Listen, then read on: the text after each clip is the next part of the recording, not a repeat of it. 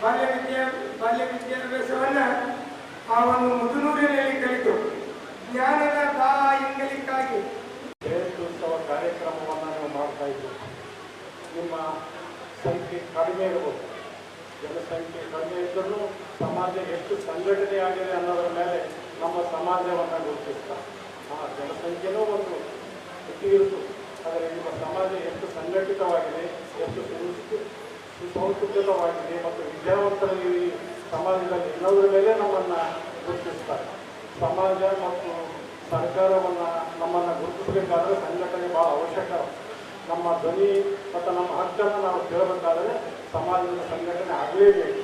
ಅದಕ್ಕೆ ನೀವೆಲ್ಲರೂ ಒಗ್ಗಟ್ಟಿನಿಂದ ಈ ಸಮಾಜದ ಸಂಘಟನೆಗೆ ಮುಂದಾಗಿದ್ದೀರಿ.